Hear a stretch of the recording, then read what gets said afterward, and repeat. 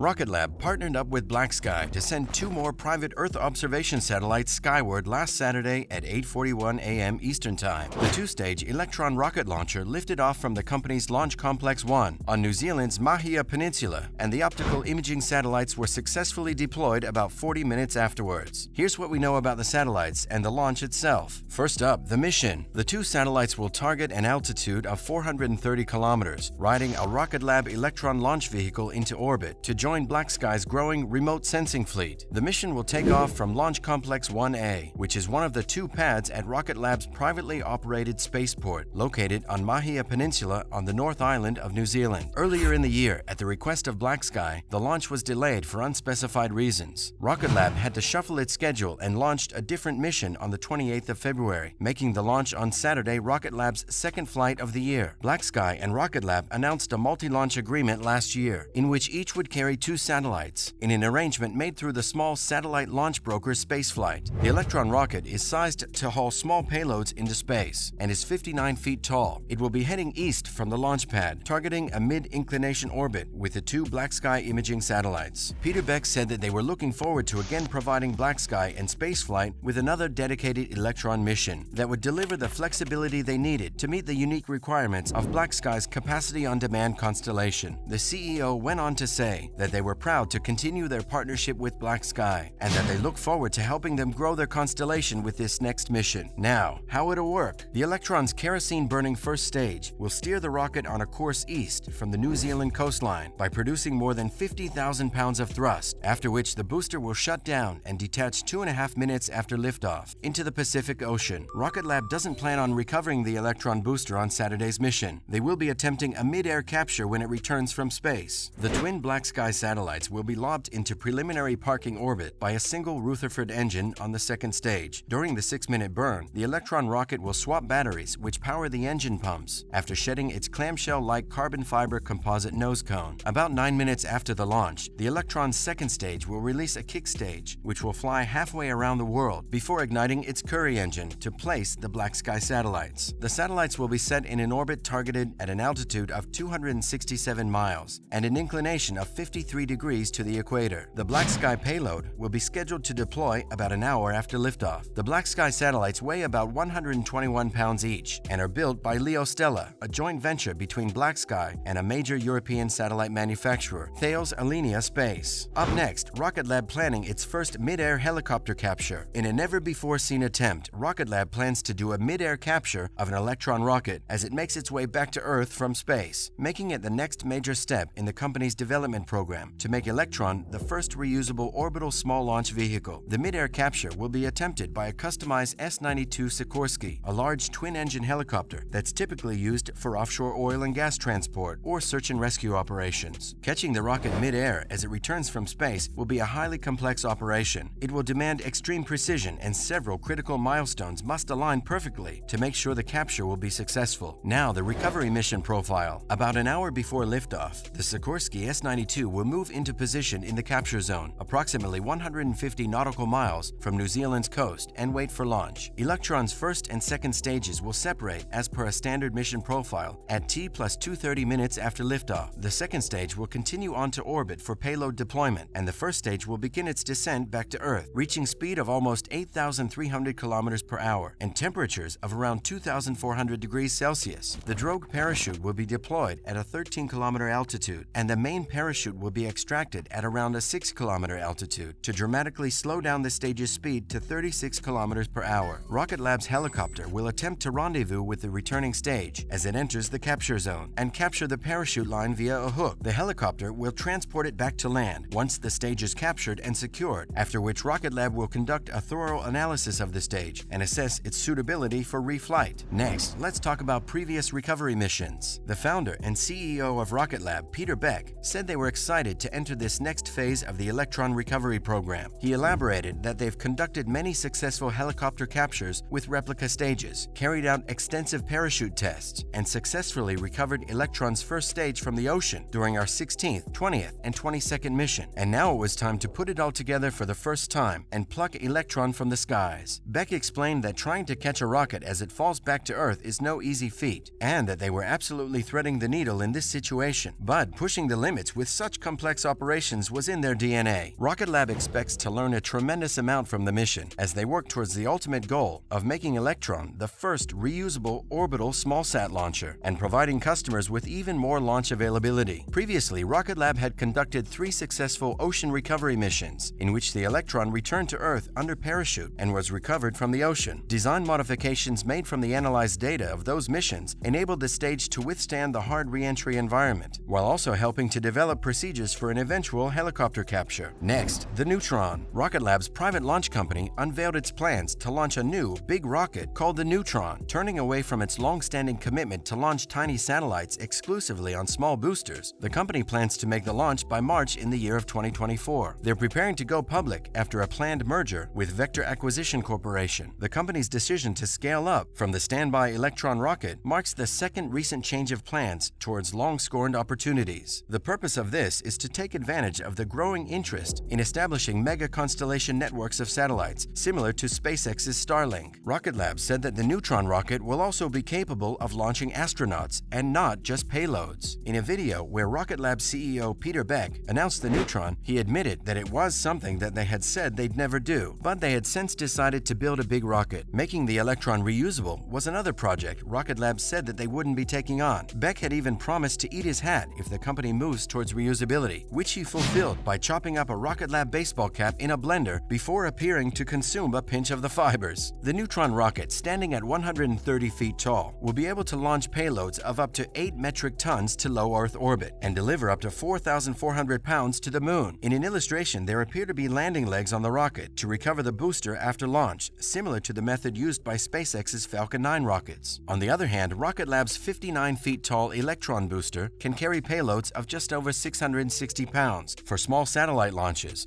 and its boosters will be recovered by having them parachuted to Earth and catching them in mid-air with a helicopter. According to the announcement made by Peter Beck, the Neutron will fly in 2024 and will be rated for human spaceflight as well as be reusable. In a video where Beck is seen standing inside half of the future rocket's fairing, the CEO said that the rocket will launch from the company's new pad at NASA's Wallops Flight Facility in Virginia, where the company also plans to launch future Electron missions. Next, future Rocket Lab missions. They go up so fast. Is Rocket Lab's next mission scheduled to launch from New Zealand? It will carry 7 small satellites for several commercial and government customers, including the U.S. Army's Space and Missile Defense Command. Rocket Lab's Photon Pathstone spacecraft will be flown to test technologies for a moon mission, which NASA will be launching later this year. The announcement for the new rocket came along with the news of Rocket Lab merging with Vector Acquisition Corporation. The resulting company will be using Rocket Lab's name. According to a statement from the companies, it will be listed on the NASDAQ Stock Exchange. The Neutron rocket, which will be reusable, will send larger payloads to orbit than the Electron. Rocket Lab has said that the bigger Neutron rocket will be able to heft larger sets of satellite into orbit, carry out fuel-hungry interplanetary missions, and potentially even human missions. That's a wrap for this video. How successful do you think Rocket Lab's new venture is going to be? Let us know in the comments below. Make sure to give this video a thumbs up and subscribe to our channel for more videos like this. See you in the next one.